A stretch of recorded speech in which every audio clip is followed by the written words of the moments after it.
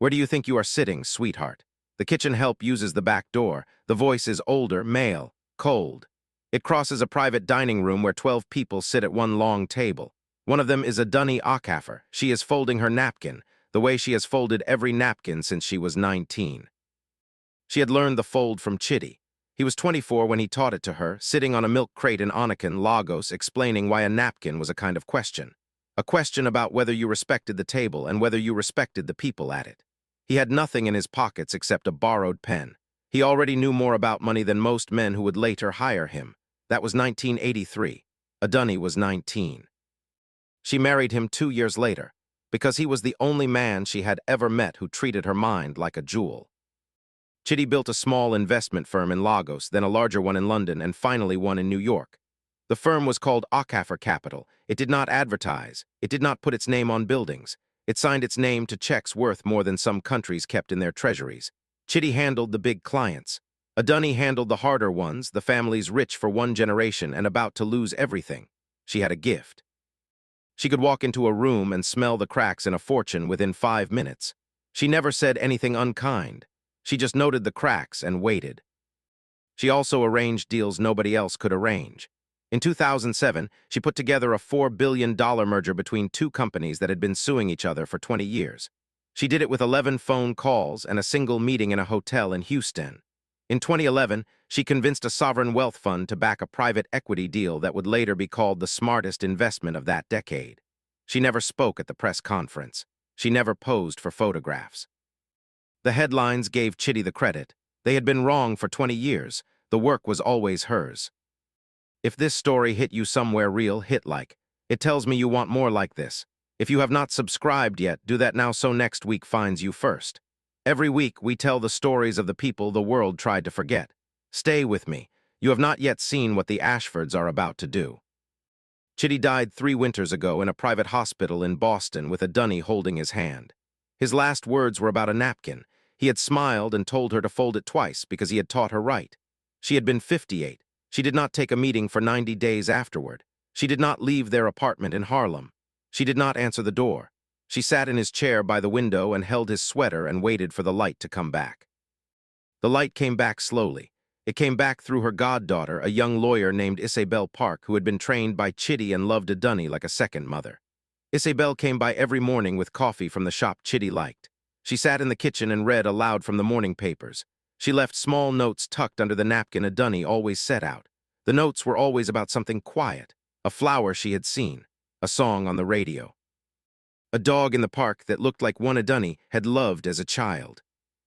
Adunni began folding napkins again. She began drinking her tea on the balcony. She began answering phone calls from a list she kept by the bed, a list of 7 people she trusted in a city of 10 million. The list began with a senator from Georgia. The list ended with a federal judge in Delaware. The names in between were the kind of names that did not appear in newspapers and did not want to. Then 3 weeks before the dinner, a name she did not recognize called. The voice was young, polite, and trying very hard to sound older than it was. His name was Harrison Ashford. He said his family company needed a partner. He said the partner was Akaffer Capital. He said the partnership would be $600 million in fresh capital. He said the meeting would be small, warm, and family. He said his father, the old man himself, would be there. Adunni agreed. She agreed because she always met a family before signing anything. She agreed because she had been doing this work for 40 years, and her instincts still told her true. She agreed because she wanted to smell the cracks in the Ashford fortune herself. If this story hit you somewhere real, hit like. It is a small thing that tells a big truth. Subscribe so next week finds you first. Every week, we tell the stories of the world forgot. Stay with me. The cracks in the Ashford fortune are about to begin showing. Godfrey Ashford was 81. He had been rich for 60 years. His family had been rich for 4 generations before that. His fortune came from steel, then shipping, then real estate, then the kind of money that quietly moves from one generation to the next without ever touching a real floor. His wife, Elian, was 63. She had been a model in Milan before she married him. She had been told what to wear every day since. His son Harrison was 42. He had been given the business at 30. He had been losing it since. The Ashfords needed $600 million. They had been told that only one firm in the world would even consider the deal. The firm was Akaffer Capital. The Ashfords had been told that the firm was run by a man named Chitty Ockafer, who was now dead, and whose widow had a habit of not taking meetings. They had been told by an investment banker named Lawrence Gold that if the widow agreed to meet, they should treat the meeting the way they would treat a meeting with a head of state. The Ashfords had not taken the advice. The morning of the dinner, Dunny rose at 5. She made her bed the way Chitty had taught her, with hospital corners and a single rose from the garden she kept in a clay pot. She took a long bath. She laid out a simple black dress, the only good dress she owned. She ironed it herself because the laundromat on 125th Street had lost a button last spring, and she did not trust them anymore. She put on the small gold earrings Chitty had given her on their 10th anniversary. If this story is moving you, hit like so more, find it. Subscribe so you never miss one. Every week we tell the stories of the world forgot. Stay with me. The dinner has not yet begun and the cracks are already showing. She walked to the train. She took the 2 to Penn Station, then the 6 uptown because she did not own a car and had never wanted one. She stood on the subway the way she always stood, holding the railing with her left hand, holding her handbag with her right, and looking straight ahead at nothing. A young man offered her his seat. She smiled and thanked him, but she stood anyway. Standing was its own kind of prayer. The brownstone was on East 71st. It had a brass door, a small garden, and a doorman in a uniform older than Dunny's grandmother. The doorman asked her name. She gave it. He checked a list and seemed confused. He told her to wait in the foyer beside a small table with fresh flowers and a bowl of mints. She waited for 15 minutes. She held her handbag the way she always held it, with both hands. That was how her mother had taught her to hold a thing that held everything. The foyer smelled like beeswax and old money. The floors were marble. The chandelier was the size of a small car. On the far wall hung a painting Dunny recognized because she had once bought it at auction for a client in Geneva. She did not smile. She noted the painting and waited. Footsteps came down the hallway. A woman appeared, very thin, very tall, dressed in pale green, smelling of a perfume Dunny guessed cost more than her monthly rent. The woman stopped when she saw Dunny. She looked her up and down. She did not introduce herself. She turned and walked back toward the dining room, calling out a name Dunny later learned was her husband. Godfrey Ashford arrived next.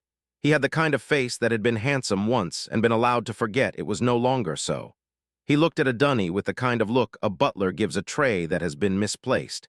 He waited, as if expecting her to explain why she was in his house. The thin woman returned. She spoke without introducing herself. She said her husband had been expecting a Mr. Way or perhaps a Ms. Park, someone from the firm. She said very softly that the firm was surely aware that certain kinds of meetings required certain kinds of people. She let the sentence settle in the air like smoke. Dunny had not yet been asked to sit. If this story has you leaning forward, hit like so more, find it. Subscribe so you never miss one. We tell the stories of the world forgot. Stay with me. The insult is coming and it is going to land harder than you think. Then Godfrey sighed. He gestured down the hallway. He said very softly that there was a kitchen at the back of the house with a small table where the staff usually took their meals, and it would be more comfortable for her there until the actual partner arrived. He said it the way a man says something he has said 100 times and never been corrected. The kitchen, he said, was through the swinging door at the end of the hall. Stay with me. What happened next would change everything. Dunny stood very still. The chandelier above her made no sound, but it looked heavier than it had a moment before. She looked at Godfrey. She looked at his wife. She looked at the empty space between them where a sentence was waiting to be spoken. She spoke finally in a voice that was warm and quiet and very, very old. I am the partner you have been waiting for. My name is Dunny Ockafer. My husband built your father his first fortune. I have come to see if there is anything left of it worth saving. If this moment hit you somewhere real, hit like. Subscribe so next week finds you first.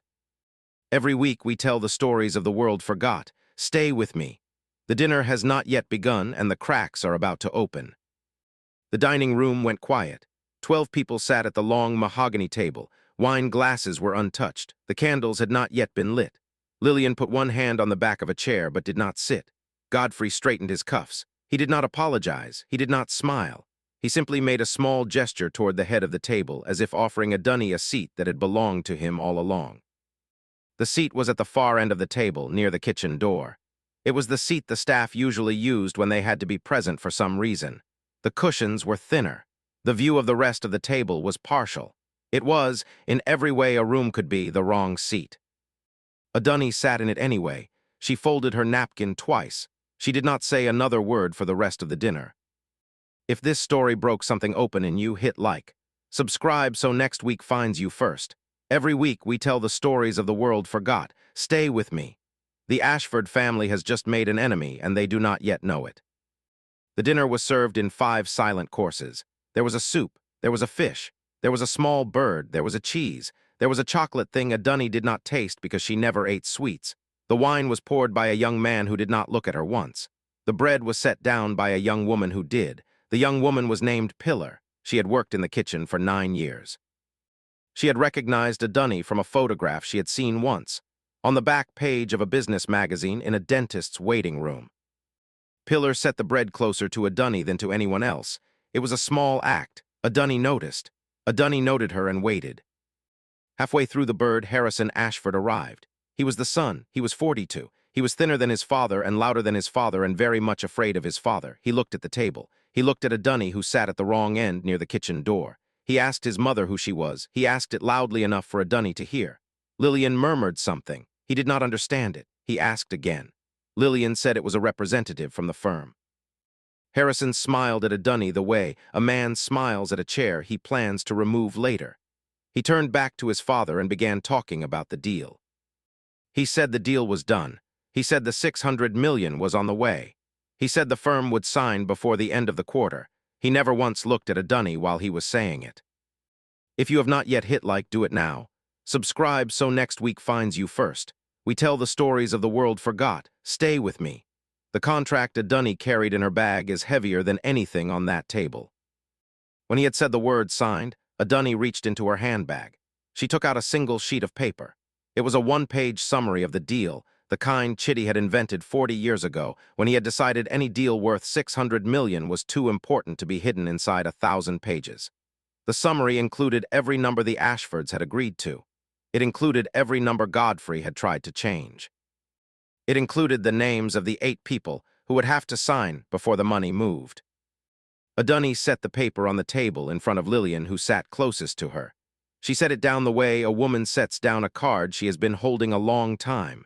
She did not slide it to Godfrey. She did not give it to Harrison. She set it in front of the woman who had looked her up and down in the foyer. She said very softly that the answer lived on that paper. She said it would require a signature. She said that if the signature did not come by morning, the deal would not come at all. She said it as if she were talking about the weather. Then she stood. She folded her napkin one more time. She set it on her chair. She said good evening once to no one in particular. She walked out through the swinging door, past the kitchen, past Pillar, past the box of bread that had been set closer to her than to anyone else. She walked into the cold Manhattan night. She hailed a cab. She gave the driver the address of her apartment in Harlem. If this story has you leaning forward, hit like. Subscribe so you never miss one. Every week we tell the stories of the people the world forgot. Stay with me. The morning is coming, and the Ashfords do not yet know what they have done. In the cab, a dunny did not speak. The driver tried twice. He asked if she was okay. He asked if she wanted the heat turned up. She smiled at him in the rearview mirror. She said she was fine. She touched the small gold earrings once, and then she looked out at the city as if she were reading it. Her apartment in Harlem was on the 4th floor of a building her grandmother would have recognized. The hallway smelled like detergent. The radiator rattled. She climbed the stairs slowly because her knees had begun to ache in the late afternoon. She put her key in the lock. She turned it. She stood there for a moment before pushing the door open. Inside, the apartment was the same as it had been for 37 years. The clock on the wall had been Chitty's grandmother's clock. The wood of the floor had been Chitty's father's wood, shipped from Lagos in 1971. The piano in the corner had been a dunny's piano. The chair by the window had been Chitty's chair. She had sat in it for 90 days after he died.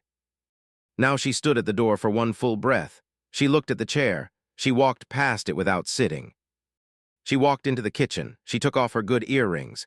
She put them in a small wooden box on the counter, the only wooden box in the apartment that still smelled of cedar. She made herself a cup of tea. She stood at the window and watched the lights on the avenue. She thought about the brownstone. She thought about the kitchen door. She thought about the bread that had been set closer to her. She thought about Pillar. She thought about the 7 names on her list. and whether any of them would understand what had just happened. If this story moved you, hit like. Subscribe so next week finds you first. Every week we tell the stories of the people the world forgot. Stay with me. The morning is about to begin. She called Isabel at midnight. Isabel answered on the first ring because she always answered on the first ring. She asked if Adunny was okay. Adunny said she was okay. She said the dinner had gone as expected. She said she wanted Isabel in the office by 6 in the morning. She said very softly that she was going to need a senator and a judge before lunch. Isabel did not ask why. She simply said she would be there. By 6 in the morning, the office was lit. Acafer Capital did not have a sign on its door. It did not have a doorman. It did not have a chandelier. It had a single floor on Madison Avenue, above a bookshop, below a dentist. The receptionist was a woman in her 60s who had worked for Chitty for 22 years. The receptionist greeted Adunny by name in Yoruba because that was what she had always done. Adunny walked into her office. She put her handbag on the desk. She looked at the chair behind it. Chitty had sat in that chair every morning for 30 years. She had sat in it for 90 days after he died. She had moved it to the side and taken a smaller chair, the one that had always been hers, because she had always done the real work from the smaller chair. She opened the drawer. She took out a single folder. The folder contained a one-page summary of the Ashford deal. She took out a second folder. The folder contained a single document, the kind of document the world did not talk about in polite company. It was the document that said who actually controlled Acafer Capital. The document had been signed by Chitty in 2009. It said, in the kind of handwriting lawyers still knew how to read, that in the event of his death, all decisions of the firm would be made by his wife. It said, in a second paragraph, that no contract larger than $50 million could be signed without her signature. It had been countersigned by 3 lawyers. It had been countersigned by a federal judge in Delaware. Adunny set the document on the desk. She set the one-page summary next to it. She folded her hands. She waited for the sun to come up over the avenue. If this story has kept you on the edge of your chair, hit like. Subscribe so you never miss one. Every week we tell the stories of the world forgot. Stay with me. The morning of the second day is here, and the Ashfords do not yet know it. When the sun came up, she made one phone call. She called a man in Delaware. The man had been a federal judge for 31 years. His name was Harold Whitley. He had known Chitty for 40 years. He had known Adunny for 37. He had been at their wedding. He had been at the funeral. He had called her once a month since the funeral, and she had not answered until this morning. Harold answered. He said her name once, the way you say the name of someone you have been waiting for. Adunny told him she was going to need him before lunch. He said he would be there. She called a man in Atlanta. He had been a senator from Georgia for 22 years. His name was Marcus Cole. He had known Adunny since she had helped save his mother's house in 1996 when the bank had tried to take it after his father died. Marcus answered on the second ring. He asked if she was okay. Adunny told him no, not really. She told him she needed him in New York before lunch. He said he would be on the next flight. She called a woman in London. The woman was the head of a sovereign wealth fund. Adunny had closed her biggest deal in 2011 by sitting next to this woman for 90 minutes at a wedding and saying nothing. They had a rule. If Adunny ever said, "I need you," she me. "Ain't it?" The woman answered. Adunny said the words. The woman began to laugh, then she stopped laughing. She said she would be on a plane by noon. At 7 in the morning, Adunny called the Ashfords. The phone was answered by a young man who sounded like Harrison. Adunny told him she wanted to talk to Godfrey. The young man said Godfrey was at breakfast. Adunny told him she would wait. The young man said Godfrey did not take calls at breakfast. Adunny told him very softly that Godfrey did not have a choice. She told him in the same soft voice that the choice about whether Godfrey ate breakfast was hers, not his, and she would kindly like to speak with him now. Godfrey came to the phone in 90 seconds. He said the word hello with a kind of forced patience.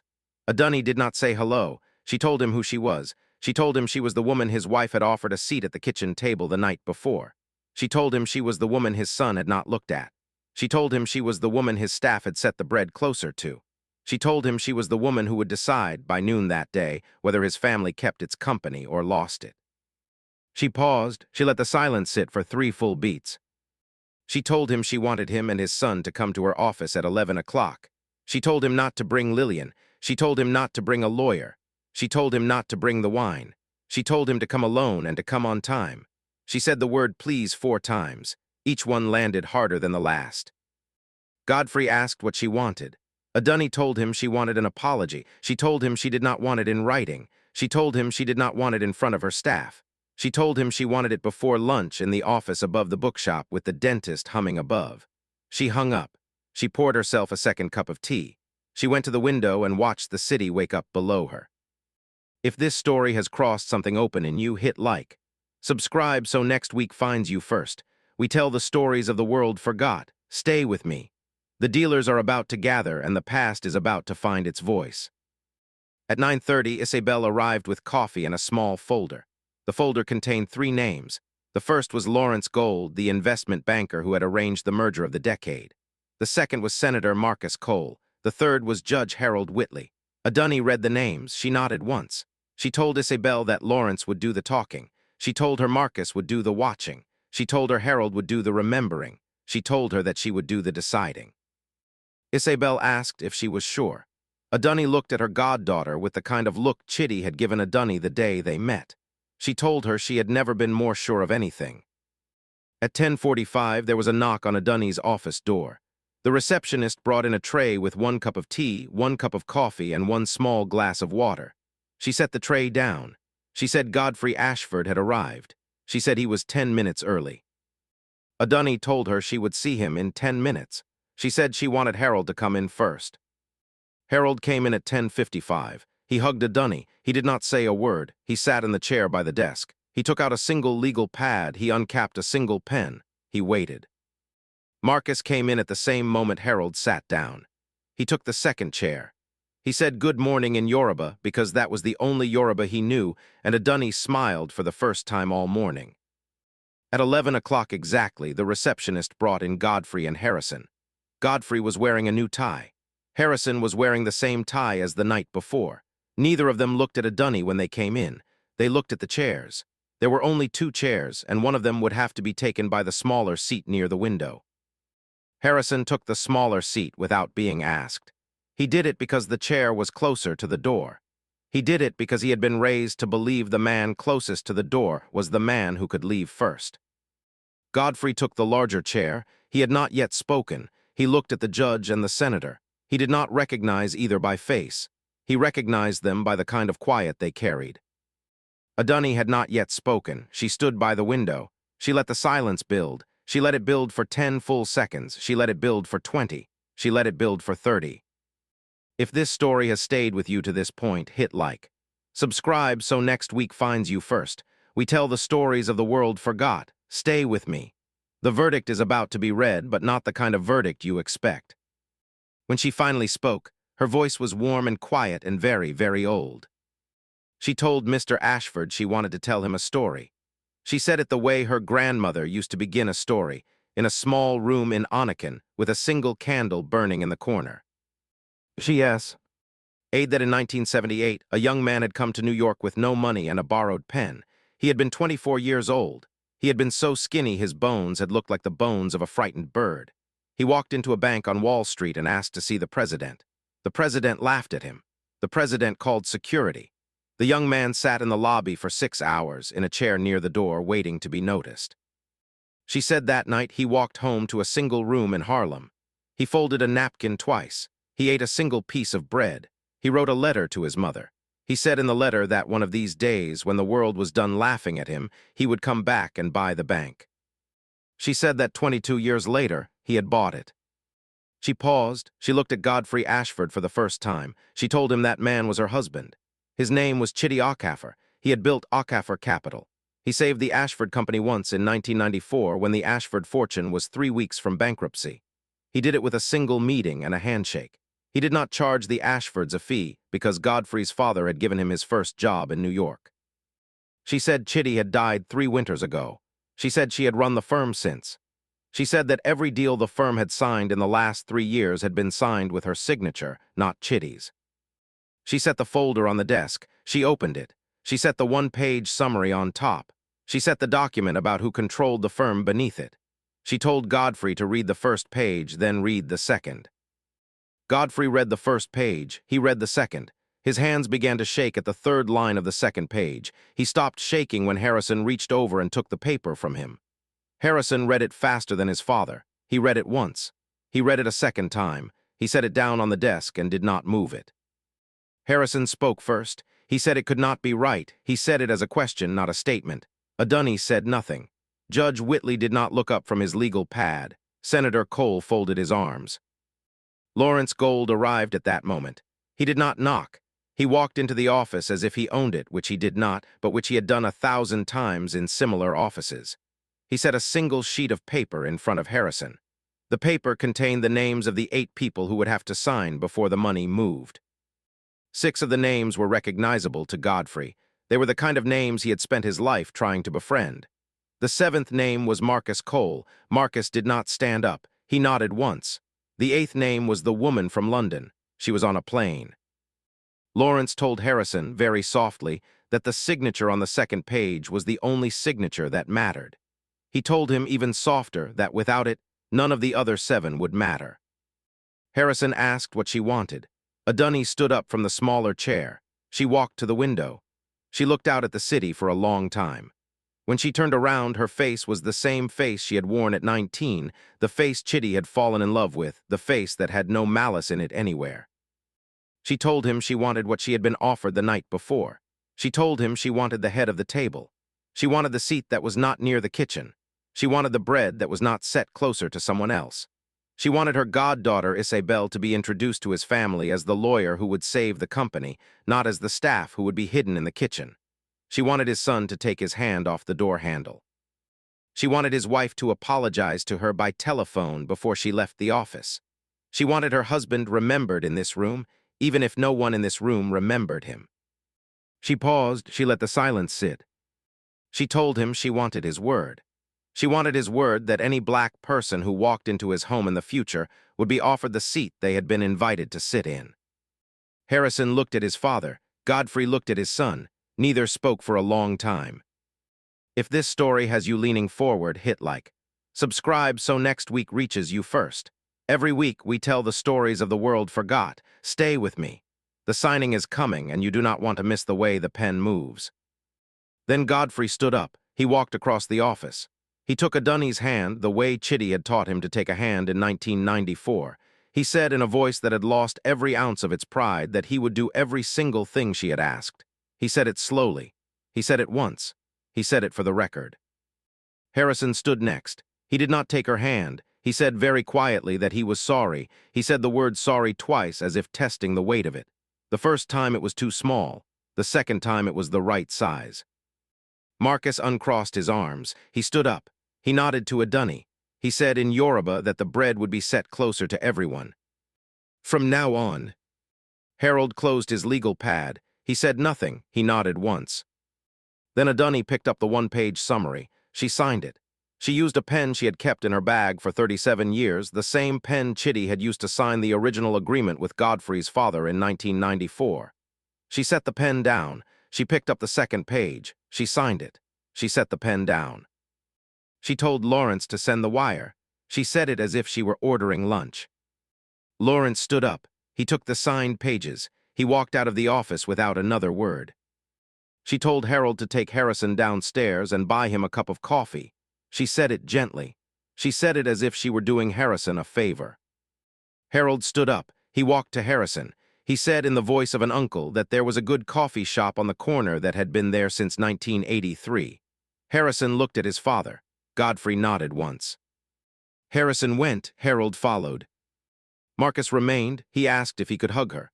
Adunni said yes. They hugged for a long time. Marcus smelled like cedar and airport carpet. He smelled like every black man Adunni had ever tried to save. When he left, Godfrey remained. He asked if there was anything else. Adunni looked at him for a long time. She told him to build her a chair. She told him in his home in the dining room where his family ate to build a chair that was wider than the others. She told him to build it from a single piece of wood. She told him that when someone sat in it, he was to tell them it was the Akafor chair.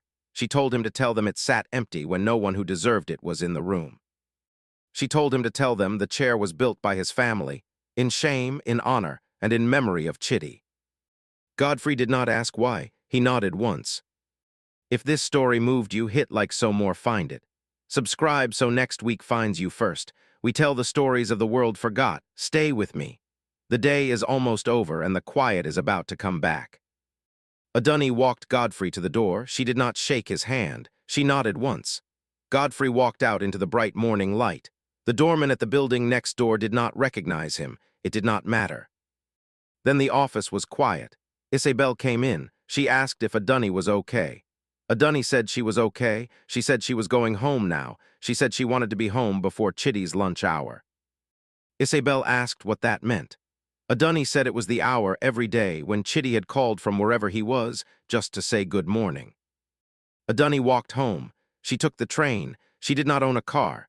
She stood on the subway the way she always stood. She held the railing with her left hand and held her handbag with her right and looked straight ahead at nothing.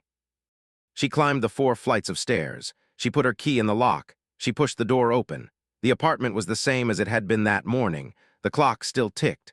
The piano still stood. The chair by the window was still empty in the way only a chair that someone still loved could be empty. She walked to the chair. She sat in it. She took a small photograph from her wallet. The photograph had been taken in 1985 in Anakin on their 2nd anniversary. Chitty had been 26. Adunni had been 21. They had been laughing at a goat that had wandered into the frame.